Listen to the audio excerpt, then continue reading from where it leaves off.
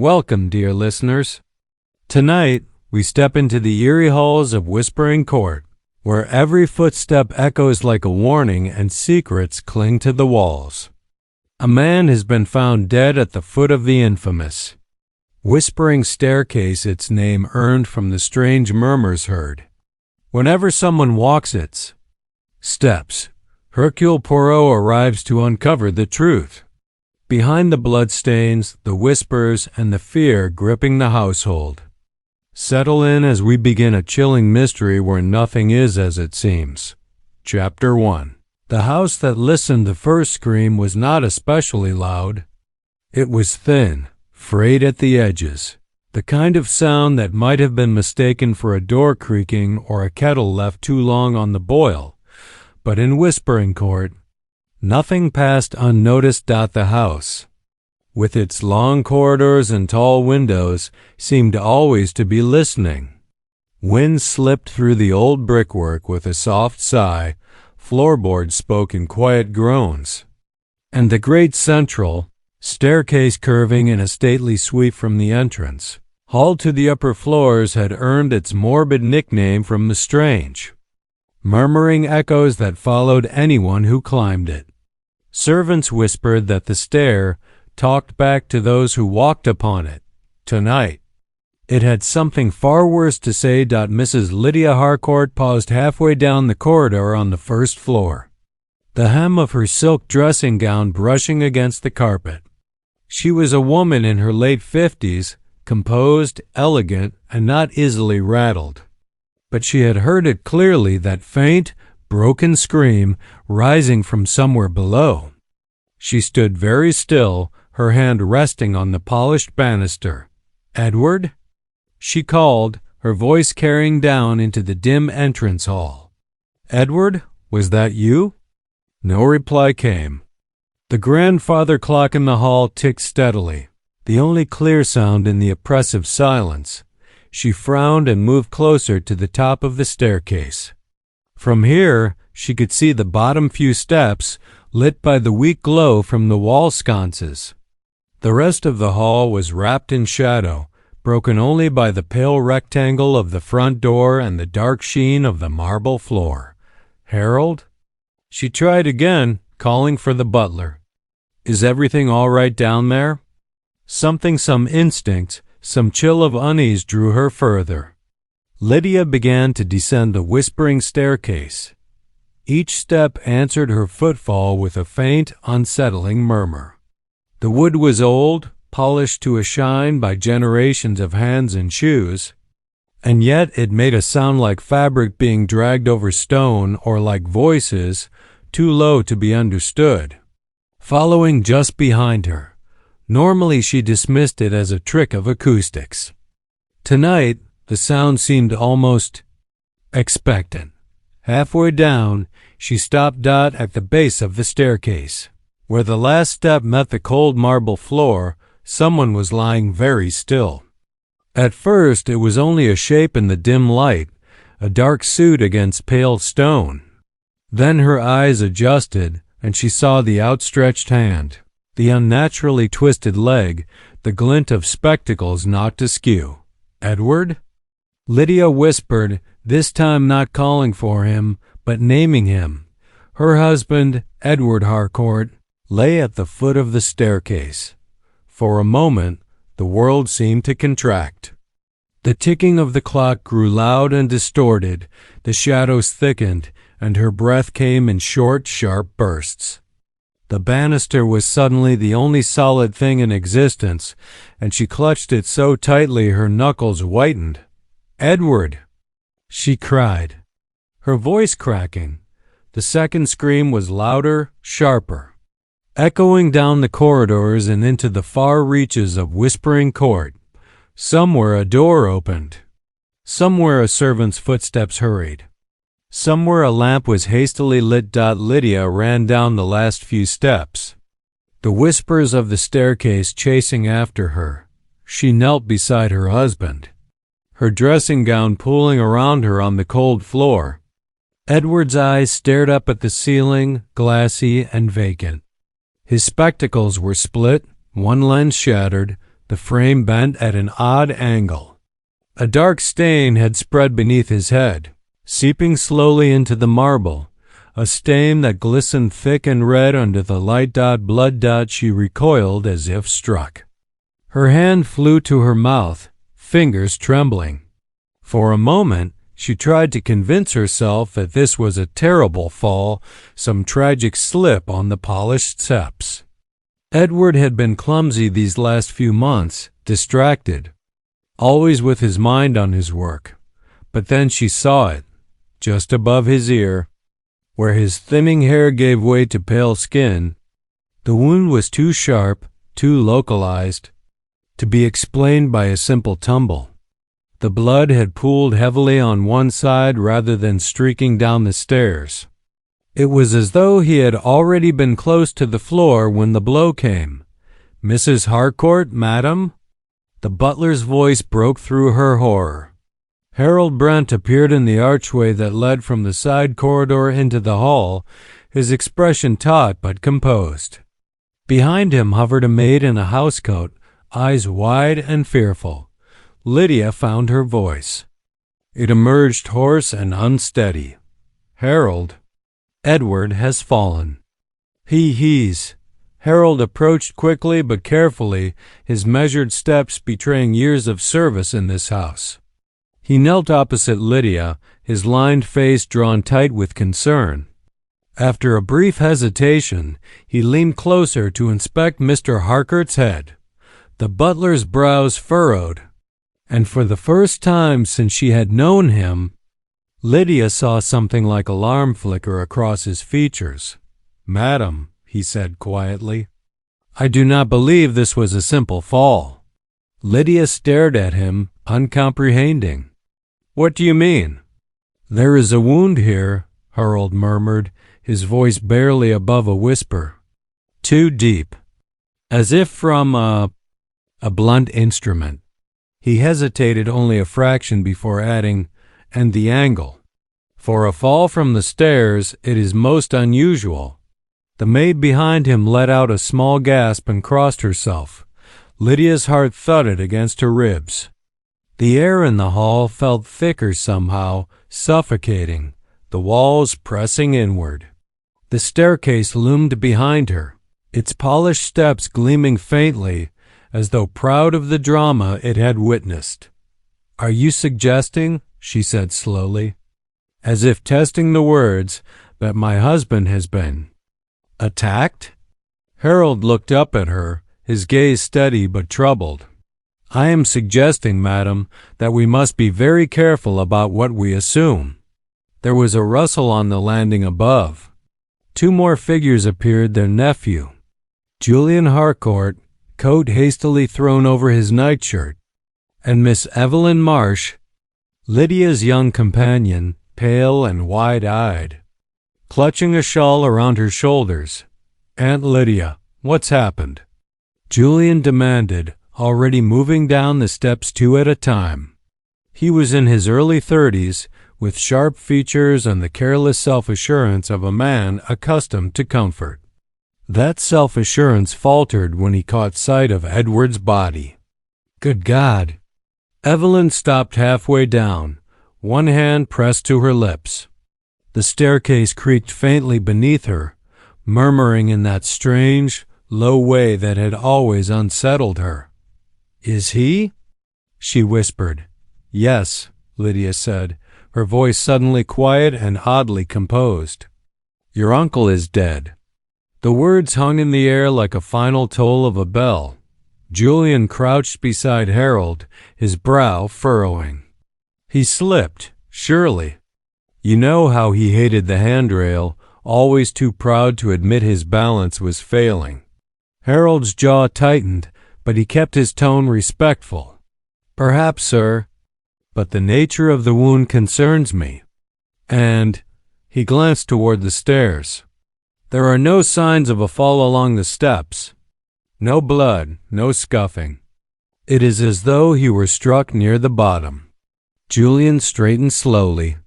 For a moment he seemed lost for words. Then his expression hardened. "Are you saying someone did this?" Silence pressed down upon them. Even the wind, which usually whispered along the old brick, seemed to have retreated. Lydia felt a chill crawl up her spine. Behind her, the staircase stretched into shadow, each step a dark mouth that might open to spill more secrets. "Who else is in the house tonight?"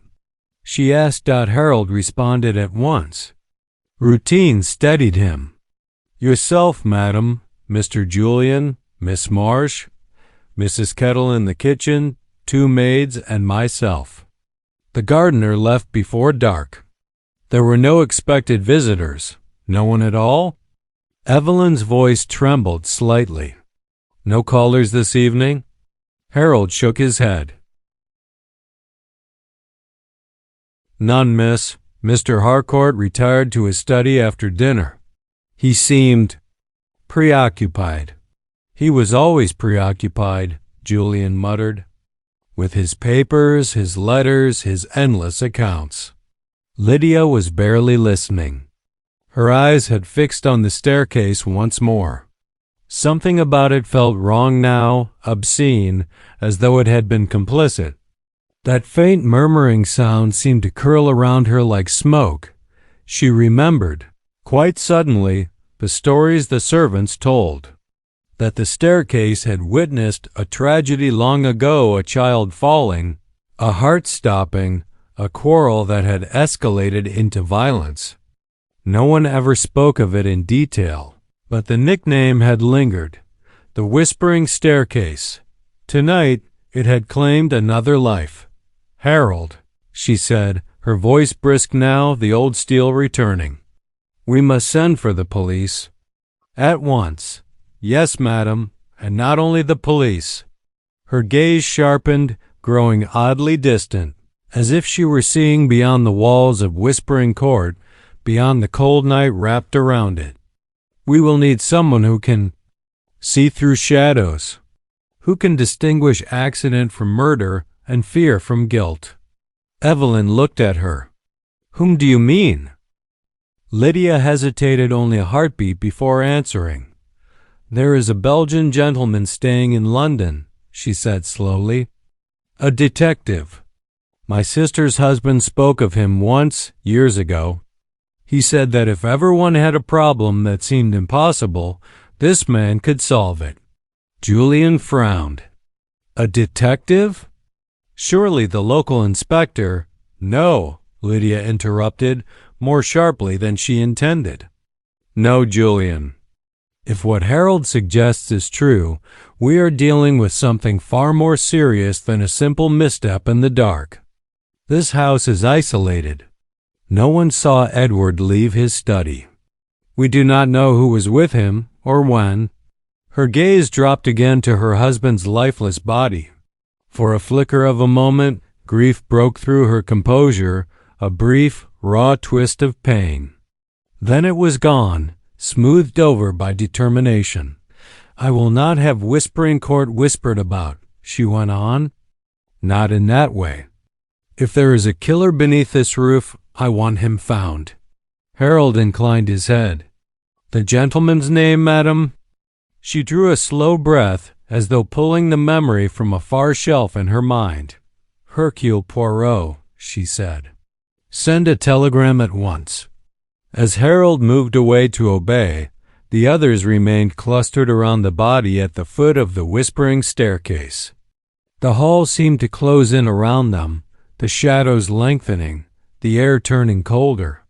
Outside, the wind found its voice again, sliding along the brick and rattling softly at the windows. On the staircase itself, the polished wood gave a faint, almost imperceptible creak. To anyone standing there alone, it might have sounded very much like a whisper, and somewhere in London, as dawn crept toward the horizon, a small, fastidious Belgian detective would soon receive a message that would draw him into the secrets of whispering, court and into the mystery of the blood on the Whispering Staircase. Chapter 2. The detective arrives at Whispering Court. Morning mist clung stubbornly to the ground as the motor car wound its way up the narrow road leading to Whispering Court. The estate stood on the low rise, its tall windows gleaming faintly through the veil of fog, its chimneys exhaling wisps of pale smoke into the cold air. Even in daylight, the house possessed an unsettling quietness, a stillness that seemed to vibrate beneath the surface like a held breath. Inside the car sat a small, impeccably dressed man with a neatly pressed suit, patent leather shoes that shone despite the mud-spattered road, and a magnificent mustache that curled with mathematical precision. He held his hat lightly in his lap, eyes narrowing at the approaching manor. Hercule Poirot was thinking.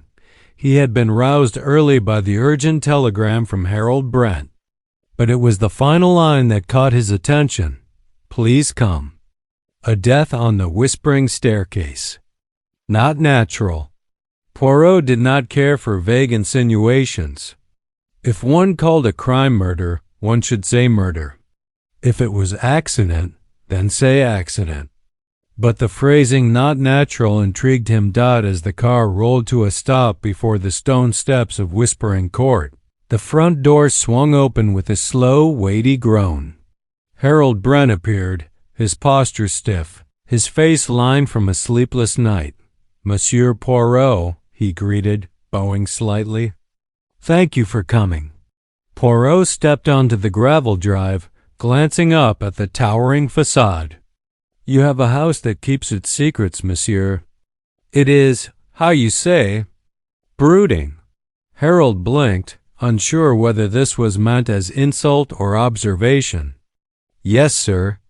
The house has seen many years." Poirot flicked a speck of dust off his sleeve. "And now it has seen death." "Show me." Inside, the hall spread out like a cold stone chamber lit by tall, narrow windows that cast long strips of light across the marble floor. In the center of the hall, a small cluster of objects, a broken pair of spectacles, a dried smear of blood. A handkerchief had been arranged in a neat square by the police. Poirot noted the arrangement, and noted also that it was too neat.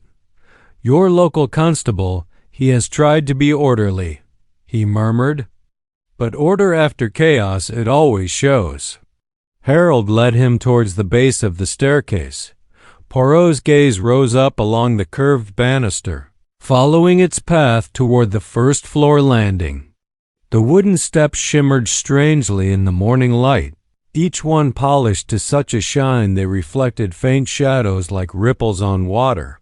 "Ah," Poirot whispered softly. "La célèbre whispering staircase." Harold cleared his throat quietly. "Yes, sir.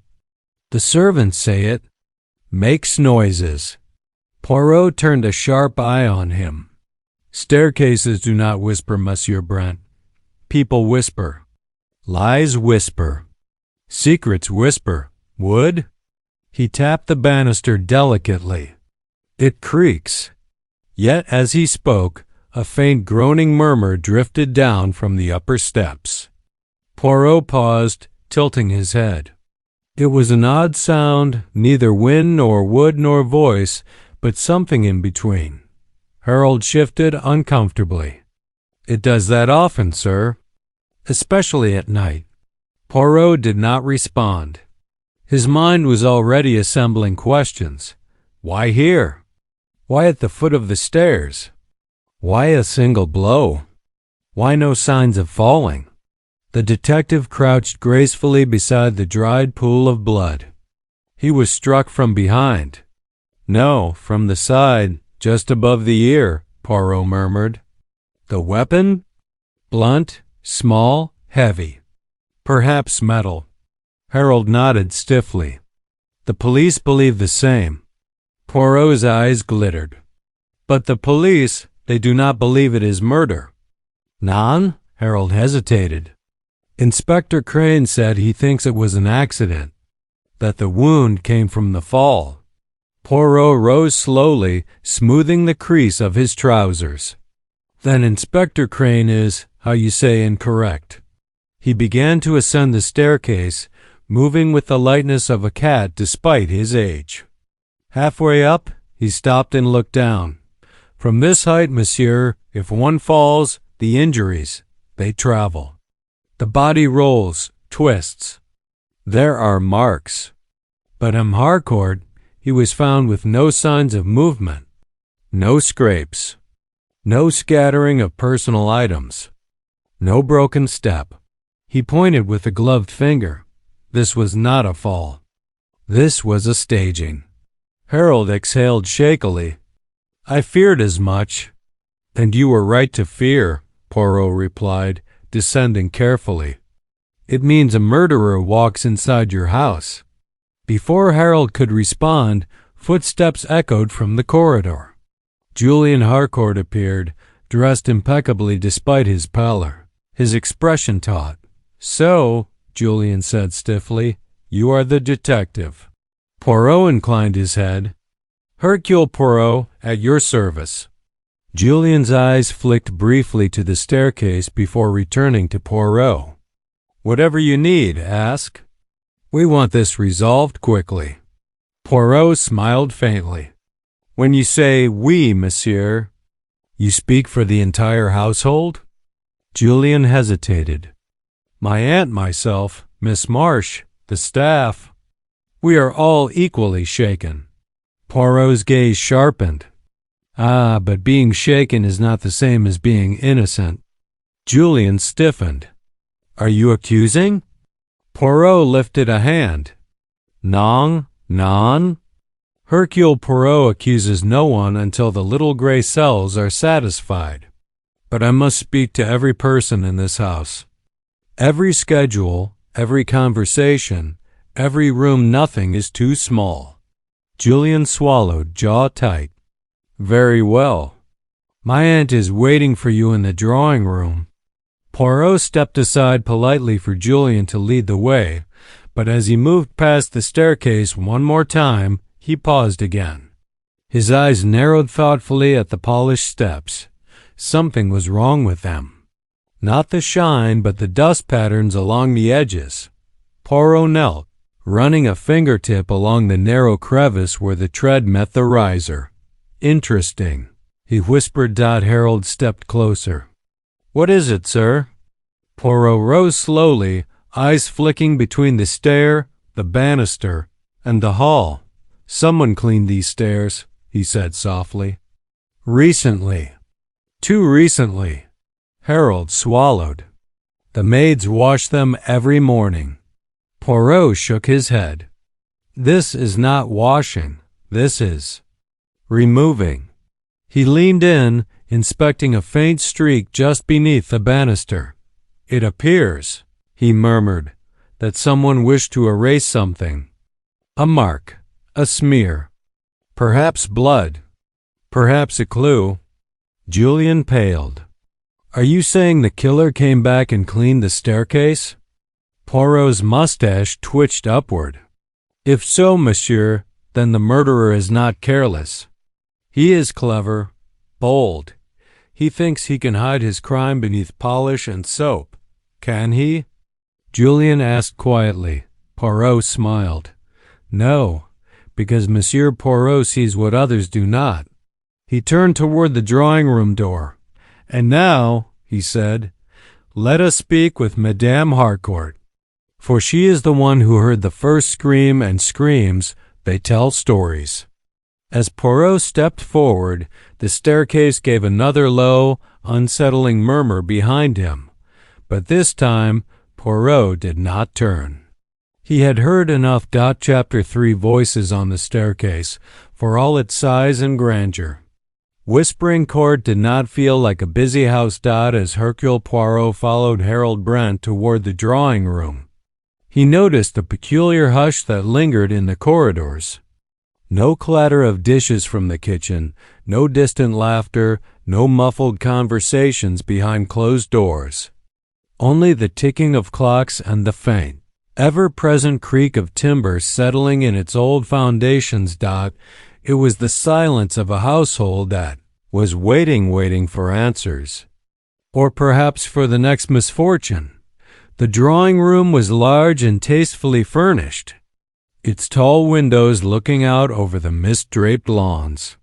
Heavy curtains framed the glass, and a fire burned low in the grate, attempting without much success to push back the chill that had worked its way into the bones of the house. Madame Lydia Harcourt sat in a high-backed chair near the hearth, her posture perfectly straight, her hands clasped tightly around a small lace handkerchief. She had dressed with deliberate care, dark wool dress, pearls at her throat, hair arranged neatly despite the fatigue etched into her features. The only sign of strain lay in her eyes, where the pupils seemed slightly too large, as though the events of the night had left them fixed in a permanent flinch.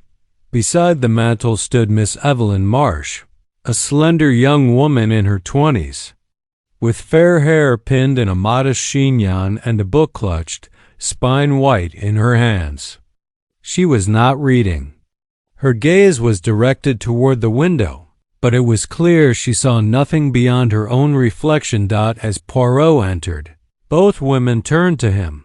"Madame Harcourt," Poirot said, bowing his head slightly, "allow me to offer my condolences.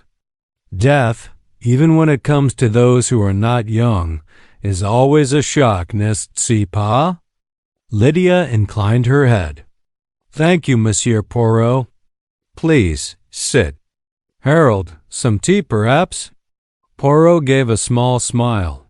"If it is not too much trouble, madame. A little tisane assists the little gray cells." Harold departed with a nod.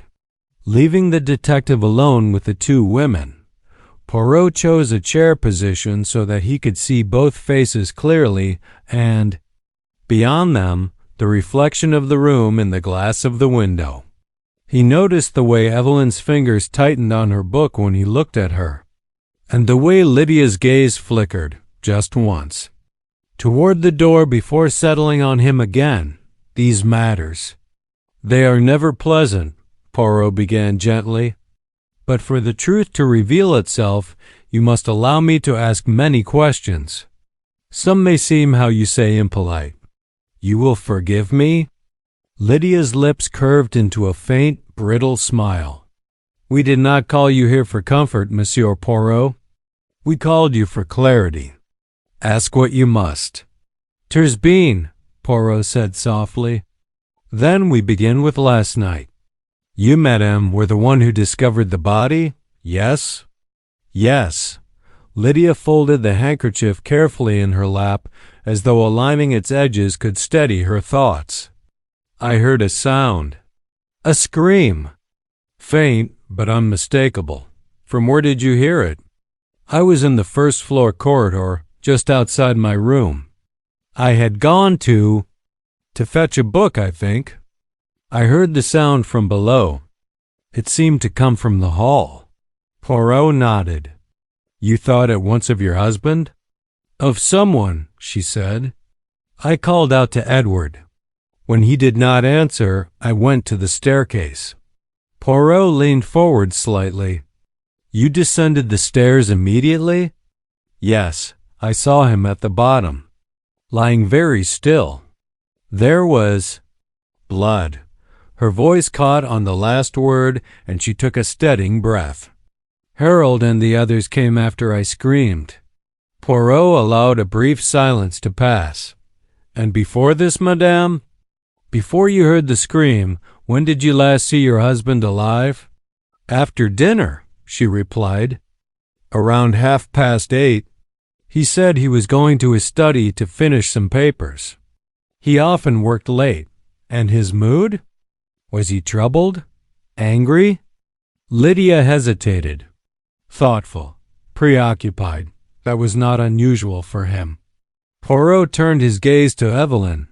"Mademoiselle Marsh, you live here also?" Evelyn shifted slightly, the book trembling in her hands. "Yes, I am Mrs. Harcourt's companion. I have been here for nearly a year." "Then you know the rhythms of the household," Poirot said. "Tell me, did you see Mr. Harcourt after dinner?" Evelyn nodded. Briefly. I was in the library, making notes for Mrs. Harcourt. Mr. Harcourt came in to retrieve a ledger he had left on the side table. He seemed distracted. He barely acknowledged me. At what time was this? Perhaps 9:15? She said uncertainly. I remembered the clock had just chimed the half hour when I sat down. It cannot have been very long after. And after that? I remained in the library until about 10. Then I went up to my room to read. I heard nothing until Mrs. Harcourt screamed. Poirot studied her closely. Her eyes did not waver, but there was a faint sheen of sweat at her temples, and her knuckles had gone white around the book. You did not hear footsteps on the stairs? Poirot asked. No voices in the corridor? No door closing? Evelyn swallowed. This house is old, Monsieur Poirot. It makes many sounds. I know, nothing I could say for certain. Poirot's mustache twitched faintly. Madame Harcourt, he said, turning back to Lydia. Your husband's study, where is it in relation to the staircase? At the back of the house on the ground floor, Lydia replied. Down the corridor to the left of the hall. He often worked there late at night. The staff knew not to disturb him. So, Poirot said slowly, for your husband to be found at the foot of the staircase, he must have left his study, walked the length of the corridor, and then either climbed or descended the stairs. Yes, Lydia said, unless, Poirot added mildly, he did not walk alone. Evelyn's gaze flickered involuntarily toward the hearth. Lydia's jaw tightened. What are you implying, Monsieur Poirot? She asked. Poirot spread his hands. I imply nothing. I merely observe. There are several possibilities. He goes up to speak to someone on the first floor, or he comes down from the first floor after speaking to someone. Or, perhaps, he paused delicately, he meets someone on the stairs themselves. Lydia looked away, eyes fixed on the fire. I do not know who he might have been going to see, she said. He did not confide in me about his late-night movements. Poirot inclined his head, accepting the answer without comment. Tell me, madame, he said after a moment. This house it has a reputation, does it not? The whispering staircase. The servants, they tell stories. A faint, almost scornful smile touched Lydia's lips. Old nonsense. Some tragedy years before my time. A child's fall, I believe. Or a quarrel. It depends which maid you ask. And you, yourself, have heard the whispers? Poirot asked quietly. The sounds? Her gaze flickered toward the open drawing-room door where the shadowed hall could be seen, and beyond it the curve of the staircase. Yes, she admitted. A kind of murmuring when you walk upon it alone. One hears one's own footfall echoed oddly, like a second set of steps. Poirot steepled his fingers. And last night, he asked, when you descended the staircase to your husband, did you hear it then? Lydia's fingers tightened around her handkerchief. Yes, she whispered, though I do not know if it was the staircase or my imagination. It sounded as though someone were walking just behind me. A log in the grate shifted, sending up a spray of sparks. Evelyn shivered. Poirot's voice, when he spoke again, was gentle. Fear, madame? It makes many ghosts. But we deal here not with the phantom, but with the very real flesh-and-blood murderer, if murderer there is. One thing only can be said for certain. A man is dead. And the wound to his head is not easily explained by a simple misstep. He rose slowly. I must speak with your nephew, Julian Harcourt, more fully, he said, and with the servants, one by one. Every household, madame, is like a book. Some chapters are missing, some are written in invisible ink. I must read them all. Lydia stood as well, smoothing her skirt. You shall have our full cooperation, Monsieur Poirot. Evelyn remained where she was, eyes lowered, as though the thought of being questioned herself made her throat constrict. Poirot glanced at her thoughtfully. One last thing, mademoiselle, he said. Last night, you say you were in your room at 10 o'clock. At what time did you put out your light? Her fingers tightened again on the spine of the book. I do not remember exactly, she said. Perhaps a little before 11. I was still awake when Mrs. Harcourt screamed. Poirot nodded, but the faint cloud that passed over his eyes suggested that he was not entirely satisfied with her answer. Merci. Mademoiselle, he said simply. As he left the drawing room, Harold reappeared with a tray, slightly out of breath. My apologies, sir, madam. The kettle took longer than... Poirot waved a hand. No matter, Monsieur Brent. Instead, you will do something more important for me. I wish to see the study of Harcourt exactly as he left it. You will take me there, if you please. Harold swallowed. Of course, sir. And afterward, Poirot added, you will gather the staff in the servants' hall will suffice. I will speak to them all. As you wish, sir. Poirot followed the butler out into the hall, his eyes sliding once more to the staircase as they went. The sunlight shifting across the polished steps made it look almost like water that had recently been wiped clean of something unpleasant. He paused. Tell me, Monsieur Brent, Poirot said, who cleaned the stairs this morning? Harold's expression tightened almost imperceptibly. Annie, sir. One of the maids. She does them every day. And yesterday? Poirot pressed. The same, sir. And last night? Last night? Harold repeated, frowning. No one, sir. We would not scrub stairs at that hour. Poirot nodded slowly. Then it will be of the greatest interest to me to ask Mademoiselle Annie why. This morning she has done the work so selectively. He moved on, his voice light, almost conversational. You see, Monsieur Brent, the dust is like the memory of a house. When it is disturbed in one place only, it says, here, look here. Behind them, from the shadows of the landing, the staircase gave a faint, almost resentful creak as though it resented being asked to testify. Chapter 4. Secrets in the Study. Edward Harcourt's study was a room designed by a man who disliked being disturbed.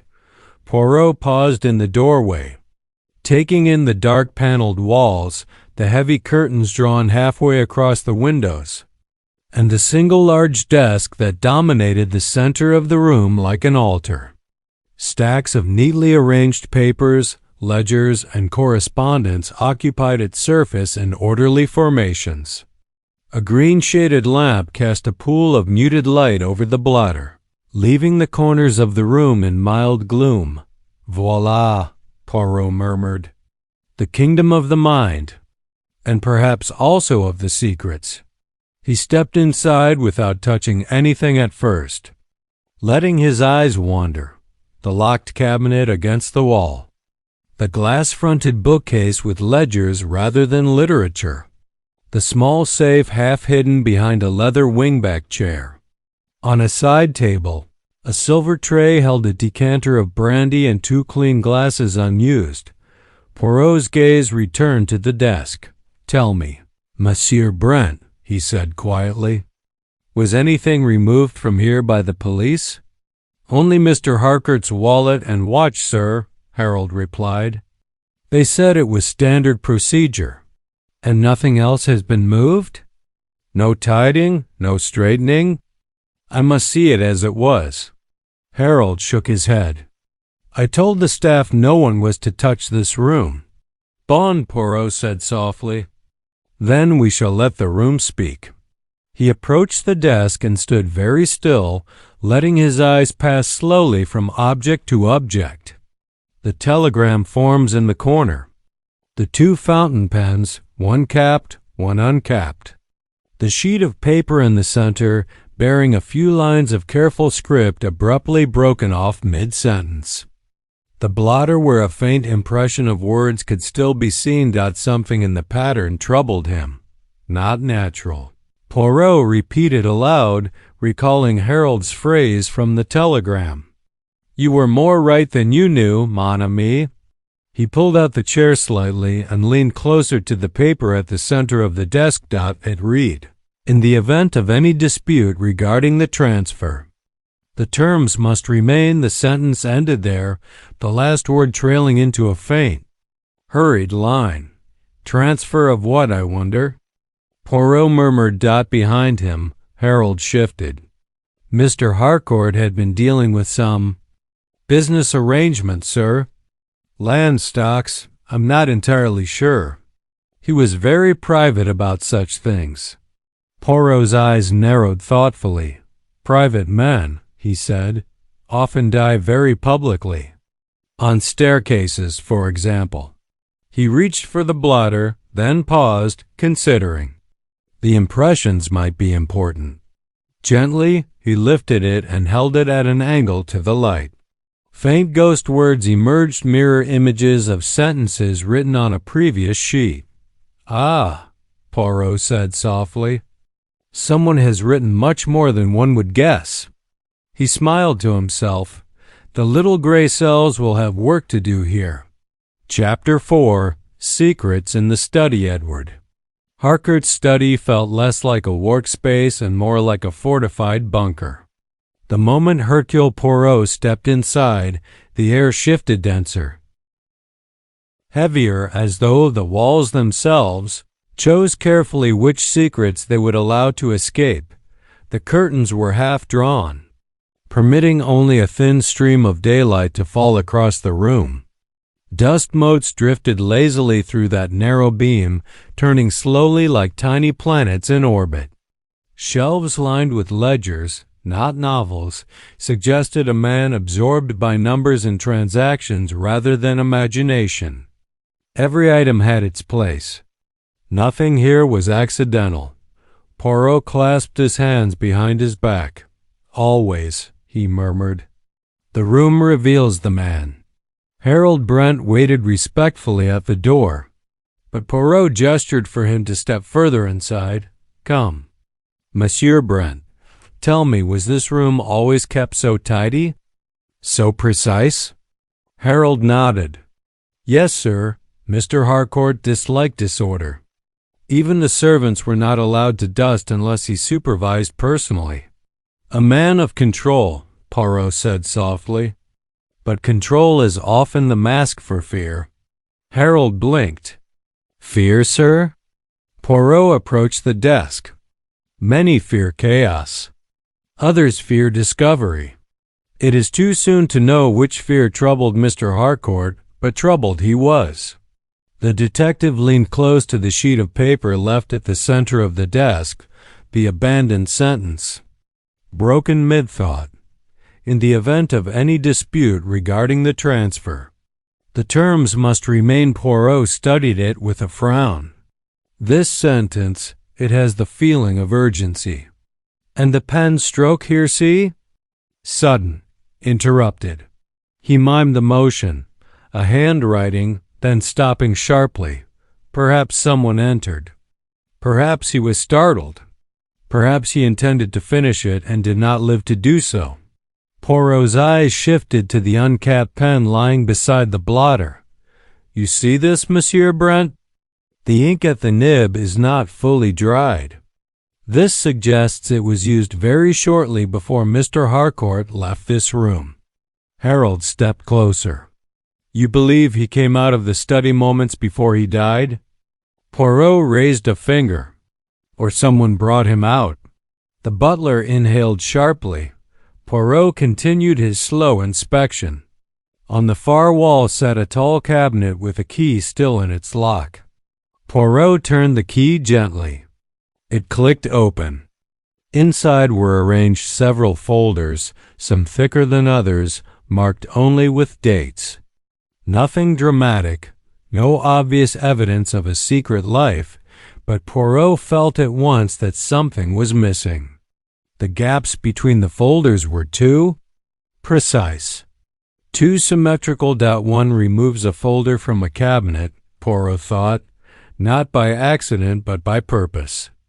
And one replaces the others deliberately so the absence is not noticed. Tell me, Monsieur Brent, Poirot said without turning, was Mr. Harcourt working on any particular papers these last days? Something unusual? Harold hesitated. He received a visitor 2 evenings ago, a man I did not recognize. They spoke in the study for nearly an hour. Mr. Harcourt seemed quite unsettled afterward. Poirot turned sharply. A visitor? And you do not know who was? No, sir. He gave no name. Mr. Harcourt saw him out himself and told me not to ask questions. Poirot's eyes glittered. And what time was this? Shortly before 9. 2 nights ago. Poirot tapped his chin. And last night, did Mr. Harcourt expect anyone? Another visitor? A meeting, perhaps? Harold thought. He received 2 letters earlier in the day sealed private. He opened one at dinner and grew very quiet. The second he took to his study. You saw this? Yes, sir. Poirot returned to the desk. Where is this second letter now? Harold gestured. He must have locked it away, sir. He kept sensitive things in the cabinet or in the small safe behind the chair. Poirot moved to the safe. It was closed. He knelt, examining its edges, its combination dial, the faint smudge of fingerprints on the steel. You did not attempt to open it? No, sir. Only Mr. Harcourt knew the combination. Poirot hummed softly. A private man indeed. He rose, straightening his jacket. And now, Monsieur Brent, let us consider the possibility of struggle. The detective scanned the desk, floor, and furniture. No overturned chair. No spilled ink. No broken object. Therefore, if an attacker confronted Mr. Harcourt, it was not here. Not in this room. Poirot began pacing slowly. The killer did not fear noise. He was confident. He was deliberate. He struck with precision. Poirot paused beside the doorframe, and he knew the habits of the household. Harold's expression tightened. You believe the murderer was someone inside the house? Poirot responded with a gentle shrug. I believe nothing yet, but I observed that the front door was undisturbed, and the windows here, they are locked, yes? Harold checked them quickly. Yes, sir. So, Poirot said, whoever met Mr. Harcourt last night, it was not a stranger forcing his way in. Poirot's gaze drifted to the carpet. A faint track barely visible caught his attention. He crouched, brushing the fibers lightly. A mark, Poirot whispered. Someone stood here. For quite some time. Perhaps watching Mr. Harcourt at his desk. Harold peered closer. I see nothing. Because, Poirot said calmly, you do not expect to see anything. But Poirot, he expects everything. He rose again. There is tension in this house, Monsieur Brent. I feel it in the air. Madame Harcourt, she holds something back. Mademoiselle Marsh, she trembles too easily. And Monsieur Julien, he is angry. Not grieving, angry. Harold swallowed. You think one of them? Poirot lifted a hand. I think they all have truths they would prefer remain hidden. But which truth concerns Mr. Harcourt's death? That we must discover. Poirot returned to the desk and laid a hand gently over the unfinished sentence. The transfer. The dispute. Someone wished this business settled or silenced. He closed his eyes briefly. One asks, did Mr. Harcourt intend to change his will? To transfer property? To cut someone out? To accuse someone? To expose someone? Poirot opened his eyes again, sharp, bright. Alive with deduction. Find the motive, Monsieur Brent, and you find the murderer. A clock chimed faintly in the hallway 11 soft notes that echoed into the study like a warning. Poirot turned toward the door. Come, he said. We will speak to the staff now. They have ears everywhere. And in houses like this, ears no more than eyes. Chapter 5. The servants' hall of Whispering Court was a long, low-ceilinged room with a single narrow window that let in a strip of pale morning light.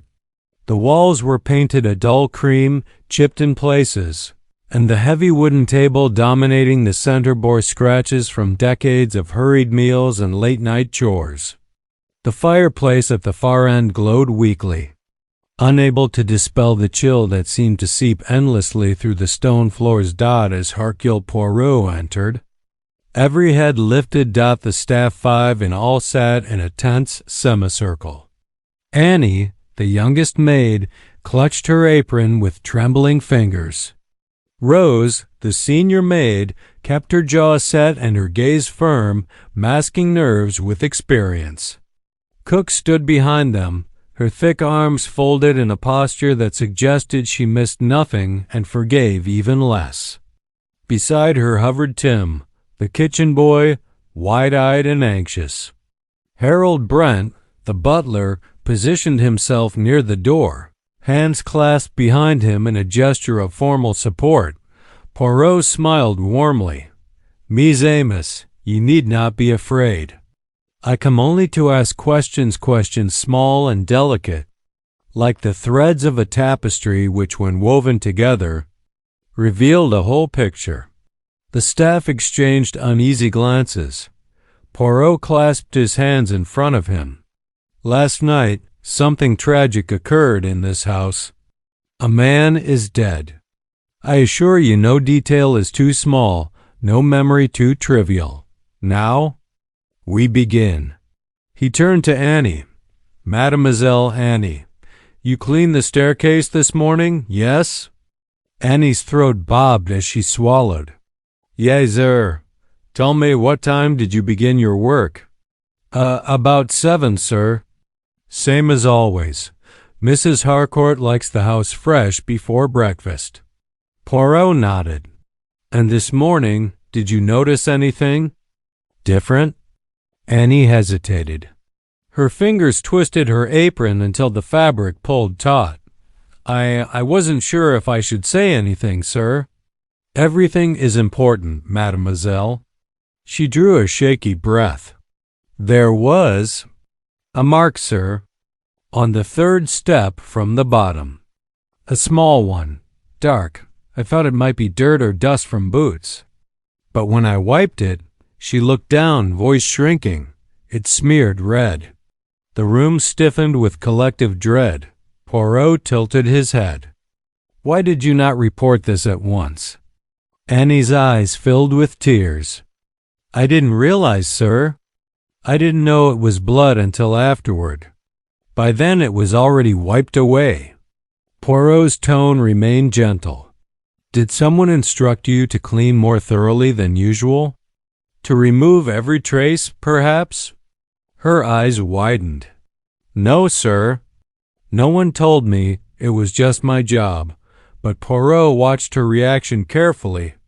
No deception, only fear. He stepped back. Tersbeen. You have been helpful, mademoiselle. He moved on to Rose, the senior maid. Madame Rose, Poirot began.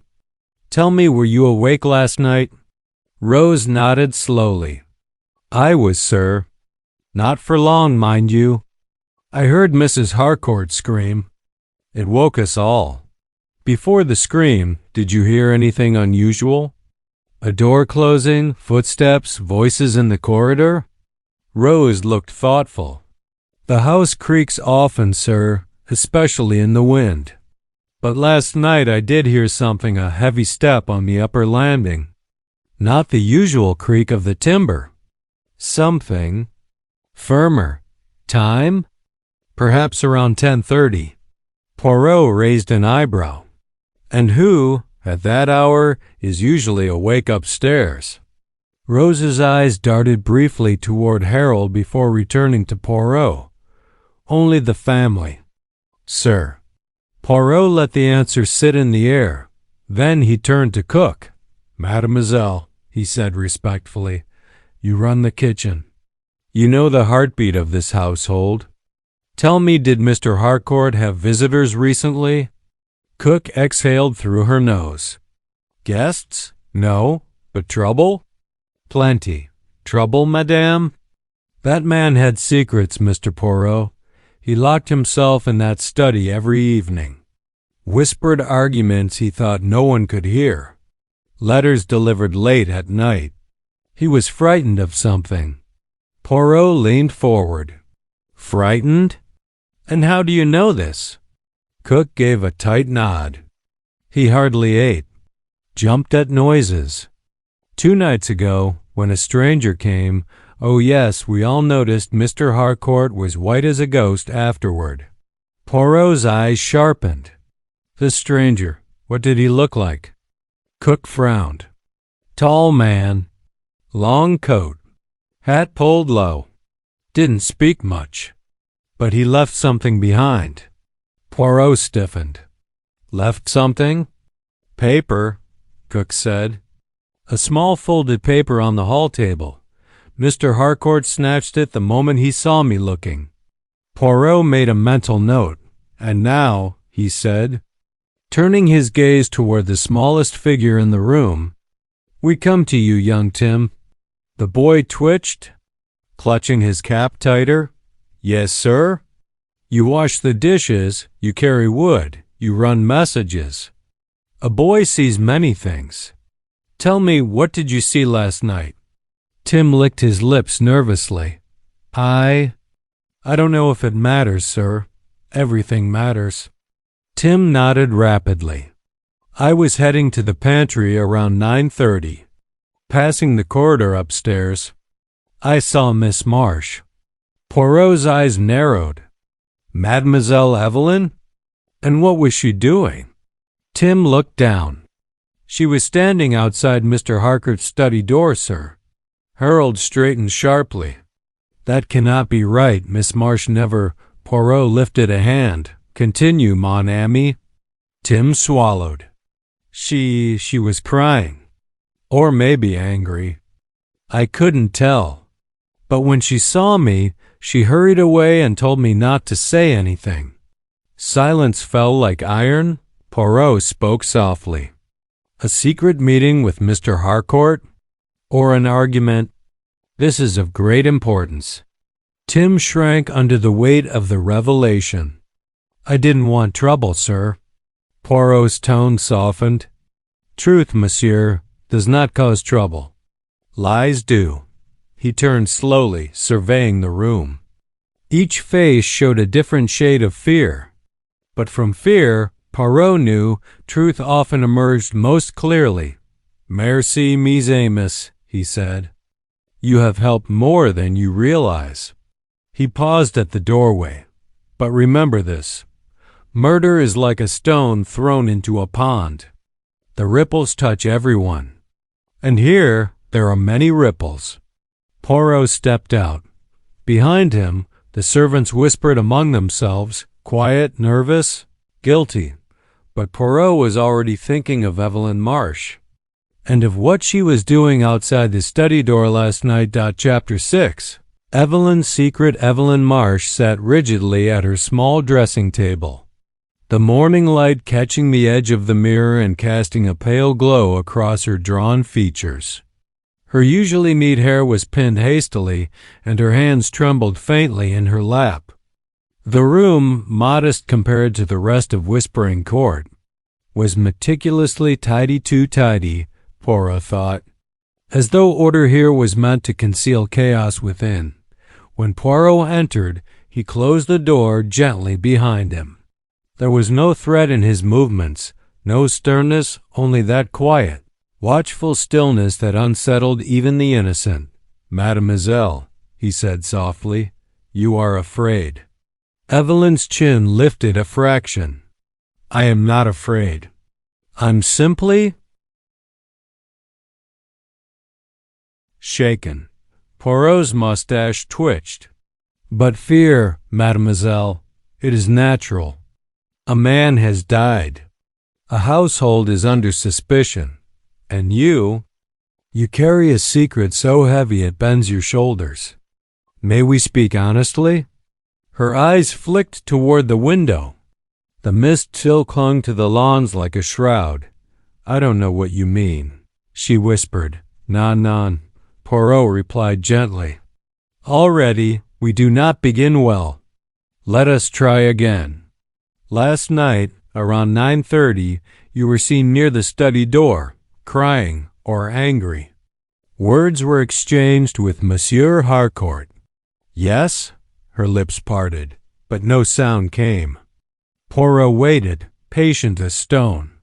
"Mademoiselle," he continued, "if you do not tell me the truth will find another way out, and that way may be much less kind." Evelyn exhaled shakily and pressed a hand to her forehead. "Yes," she whispered. "I was there." Poirot nodded. "Bon, we proceed. Tell me everything." She swallowed hard, eyes glistening. "I didn't mean to argue. I only wanted to speak with him just for a moment. But he dismissed me. He said I should go back to my duties, that I had no right to interfere. Interfere in what?" Her breath hitched. "In his decisions, his arrangements." Poirot leaned slightly forward. "Arrangements regarding money? Property? Or—" He watched her closely. "Regarding people?" Her flush was immediate. It wasn't about money. It was about Mrs. Harcourt." Poirot raised an eyebrow. "Madame Lydia?" Evelyn nodded, twisting a handkerchief in her fingers. "Mr. Harcourt was not kind to her in recent months. He worked late, ignored her, snapped at her for small things. She thought it was stress. But I could see something else, coldness. He had begun avoiding her." Poirot's gaze sharpened. "Avoiding? Or keeping secrets?" "Both," Evelyn whispered. "I overheard him arguing on the telephone several times, and letters sealed, private kept arriving for him. He would not let Mrs. Harcourt see them. He kept everything locked away." Poirot absorbed this silently. "And what did you wish to speak to him about last night?" Evelyn hesitated, then met his gaze with surprising resolve. "I wanted him to stop hurting her," she said simply. "She deserves kindness, loyalty, respect. She treats me like family, Monsieur Poirot. I couldn't stand by and watch him torment her." Poirot tilted his head. "And how did he respond to this?" "Intervention?" Her eyes filled with shame. "He grew angry. Very angry. He told me I had no place questioning him, that if I valued my position here, I should learn my place." Poirot observed the tremor that passed through her. "And so," he said softly, "you fled." "Yes," she said. "I left as quickly as I could. I did not go near the study again." Poirot paced slowly, fingertips pressed together. "And after this argument, did you see anyone else in the corridor?" Evelyn shook her head. "No one. But perhaps," Poirot said, "you heard someone? You heard someone?" A pause. Then, very faintly, "Yes." Poirot stopped. "Ah, now we arrive." Evelyn's voice lowered. A door opened down the corridor, one of the guest rooms. "I thought it might be Julian, But when I called softly, no one replied. The door shut again. Time? Maybe 10 minutes after I left the study. Poirot inhaled. And did you hear Mr. Harcourt leave his study? No, only that door. And after that, silence. Poirot's mind began stitching the pieces together. A visitor 2 nights ago. Letters. A dispute about a transfer. A wife kept in the dark. A companion overhearing too much. A nephew who hides anger. A staircase cleaned too well. And you did not see Mr. Harcourt again until his body was found? He asked. No. Poirot paused, studying her face. You are loyal to Madame Harcourt, he said quietly. Could that loyalty lead you to protect her? Even from suspicion? Evelyn's eyes widened in horror. No! Mrs. Harcourt would never, she could never, she loved him despite everything. Poirot did not respond immediately. Instead, he stepped slowly around the room, noting everything, her immaculate desk, the perfectly folded shawl. The lack of clutter. Mademoiselle, he said after a long silence, you hide something still. She stiffened. I have told you everything. Poirot turned, expression soft but sharp. When a person arranges her room so perfectly, when she places objects with such precision, it is not tidiness. It is a mind in turmoil seeking order outside because it lacks order within. Tears spilled down Evelyn's cheeks. I was afraid, she whispered. Not for me. For Mrs. Harcourt. She was so distressed lately. She didn't sleep. And last night she looked fragile, like one more blow would shatter her. Poirot stepped closer. Did she know about your argument with her husband? No, I would never burden her with that. Poirot gently took her handkerchief from her trembling fingers and folded it neatly. You have been brave, mademoiselle, and honest mostly. There is only one more question. Her breath caught. Mademoiselle Marsh? Poirot asked quietly. Do you know what Mr. Harcourt kept in the safe? Her silence spoke volumes. When she finally answered, her voice was barely audible. Yes. Poirot's eyes narrowed. And what was it? A document, she whispered. A very important one. One that would have changed everything in this house. She looked up, tears glistening. Including who inherited Whispering Court. Poirot's heart gave a single, decisive beat. He had been right. Chapter 7, the document in the safe, the corridor outside. Evelyn's room was long and dim, lined with portraits of stern-faced Harcourt ancestors who stared down with an air of perpetual judgment. Poirot felt their painted eyes following him as he walked toward the study, a gallery of those who had once guarded the secrets of Whispering Court, and perhaps still did in their own way. He paused at the threshold before entering. Always, he murmured, the past watches the present. If one listens carefully, it whispers. Inside the study, the air was exactly as before, thick, oppressive, cluttered with unspoken truths. Poirot closed the door behind him, shutting out the distant stirrings of the household. He approached the safe concealed behind the wingback chair. Its cold metal face seemed to glare at him. He crouched, studying the dial. Ah, my friend, he said softly, you hold the secrets that begin the motive. Poirot did not attempt to crack the safe. He had no need, nor did he have the right.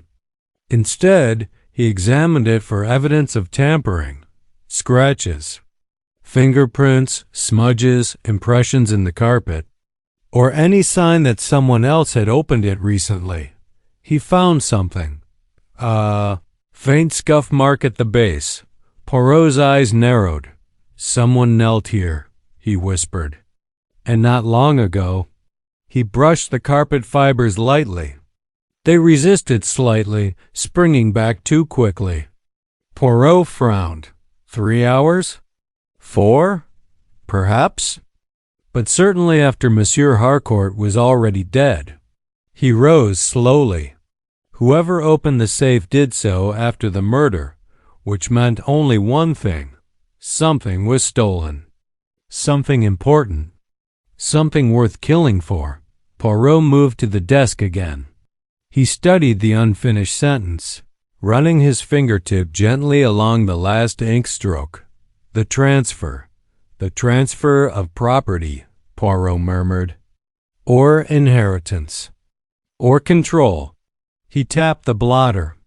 If the safe held a revised will, then many lives here would change. Poirot turned toward the window. Outside, the mist had begun to thin, revealing the rolling lawns and the distant stone wall that bordered the estate. Who benefits if Monsieur Harcourt revises his intentions? Poirot asked the empty room. Madame Lydia? Perhaps. Mademoiselle Marsh? Unlikely. Monsieur Julian? Ah, there is the spark. He paced slowly. Julian Harcourt, the nephew, the heir presumptive, the one who had everything to lose if Edward decided otherwise. His demeanor had been clipped, defensive, tinged with impatience. Poirot's mustache twitched thoughtfully. Anger, Poirot whispered, is often the mask of fear. He returned to the safe, laying a hand gently on the cold metal. A document of great importance, Evelyn says. One that would have changed everything. Poirot stepped back and turned to survey the study once more. His eyes danced over the small details, the blotter impressions, the shuffled papers, the chair pulled back slightly from the desk, the faint scent of cigar smoke still lingering though no cigar was present. A scent. Poirot froze. Cigar smoke. Monsieur Harcourt did not smoke cigars. He turned slowly. But Monsieur Julian does. Poirot moved to the window. The sill bore a faint gray smudge, forgotten ash, small but precise dot. He lifted it delicately. Yes, he whispered. A Havana. Not the type one finds casually. Poirot looked toward the study door. Julian was here. Now the question was, before the murder? After? Or both? Poirot stepped back, his mind stitching threads. Evelyn heard a door open down the corridor after her argument. Annie found a blood smear on the staircase. Rose heard footsteps. On the upper landing at 10:30, Julian appeared almost immediately after Lydia screamed. Lydia herself heard someone walking behind her on the staircase. Poirot stopped pacing. No, he murmured. Not someone walking behind. Someone waiting. He returned to the staircase in his mind. A curved sweep of wood, narrow enough for a confrontation, wide enough for a fall, old enough to creak beneath every footstep. But last night, someone's footsteps had gone unheard or had blended with the natural murmurs of the stairs. Poirot rubbed his chin. A murderer who plans well listens well. He uses the house's own voice to hide his own. He sighed softly. Whispering court? Whispers too much. He straightened. Time to speak with Monsieur Julian. But before leaving, Poirot did something curious. He inspected the desk lamp. It was slanted ever so slightly, as though someone had bumped it and then corrected it imperfectly. Poirot tilted it further. Underneath, hidden from immediate sight, was a small slip of paper partially wedged into the base. Aha, Poirot whispered. What have we here? He retrieved it carefully. The paper bore only one line. Meet me at the landing. 10:45. Poirot's breath caught. The handwriting was not Mr. Harcourt's. He studied the upward slant of the letters, the neat but forceful pressure. A confident hand. He compared it mentally to Julian's signature on a letter Poirot had glimpsed earlier. A match? Perhaps, Poirot murmured. Perhaps not. But someone summoned Monsieur Harcourt to the landing at the exact time he died. Poirot slipped the note into his pocket and moved toward the door. Now, he said softly, we must speak to the one who stands to gain the most. Chapter 8.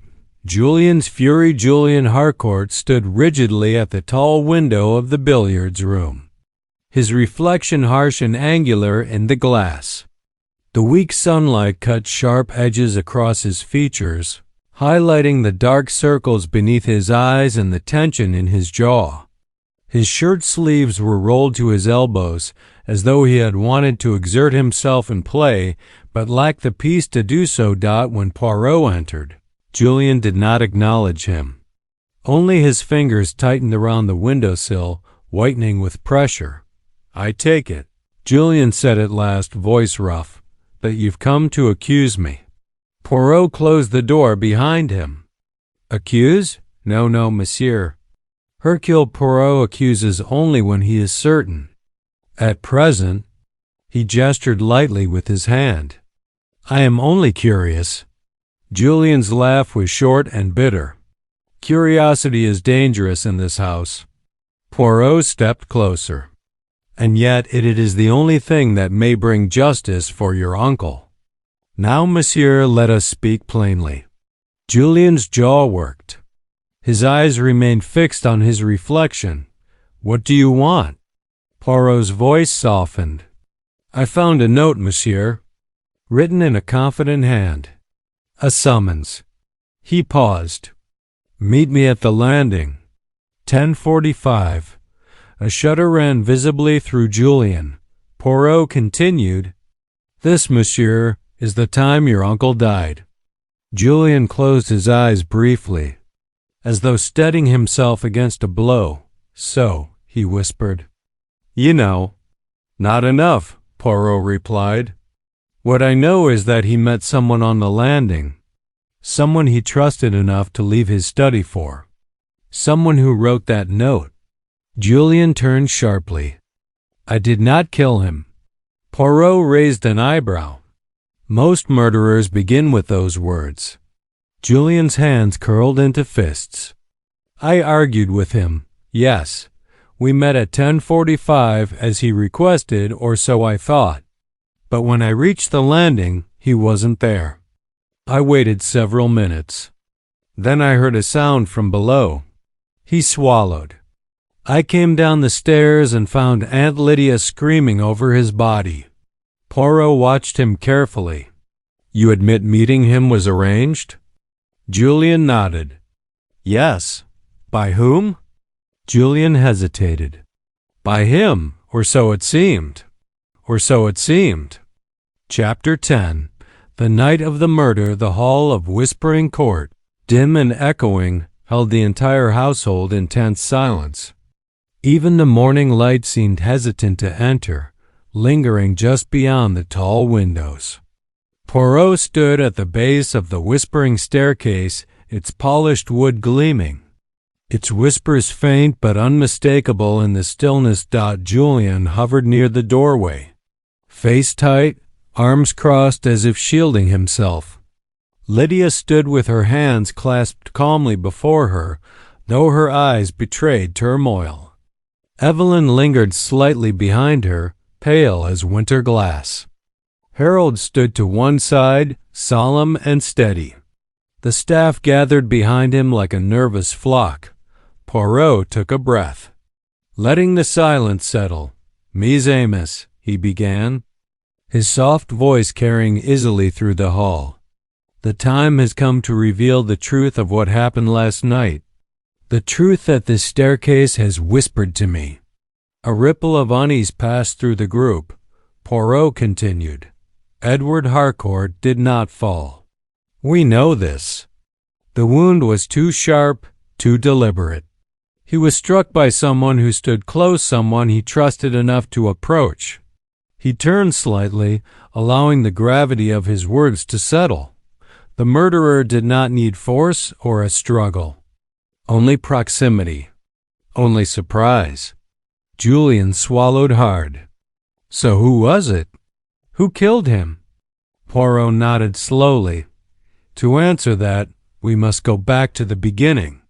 Edward Harcourt was preparing changes significant, ones regarding the inheritance of Whispering Court.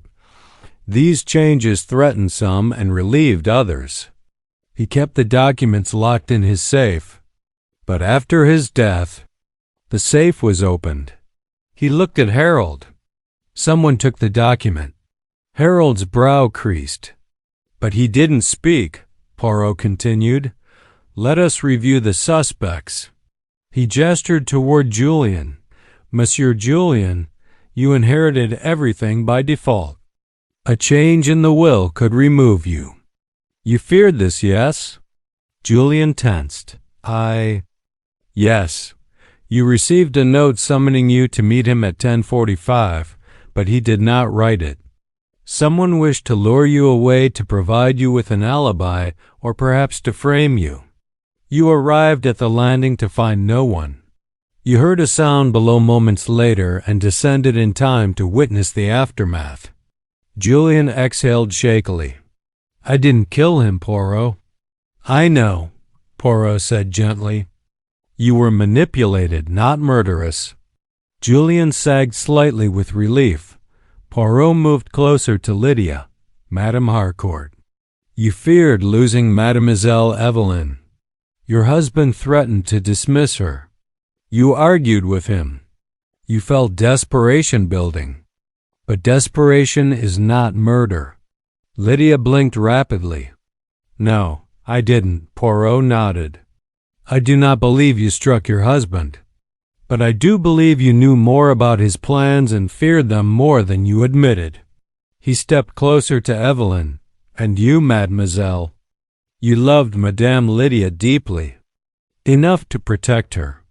Enough to fear for her. Enough to confront Monsieur Harcourt last night. Evelyn trembled. I didn't? Poirot, I didn't kill him. I argued yes, but then I left. I swear it.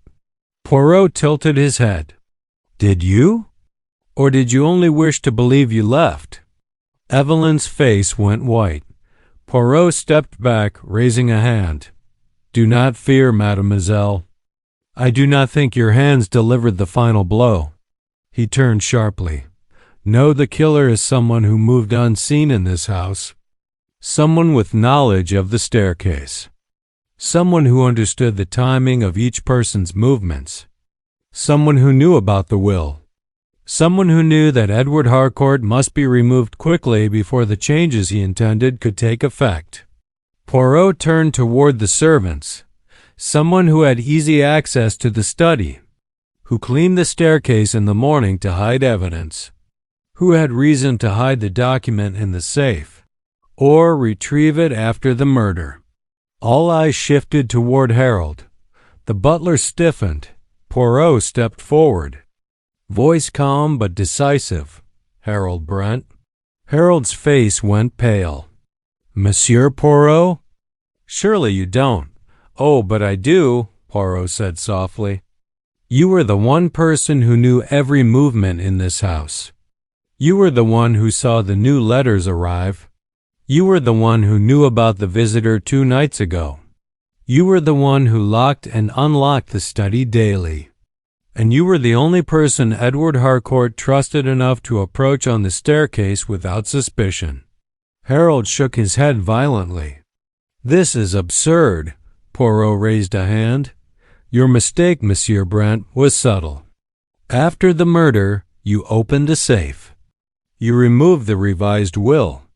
You believed no one would notice the faint scuff on the carpet. But Poirot notices everything. Harold swallowed, sweat beading on his brow. You also cleaned the staircase at dawn more selectively than Annie ever would.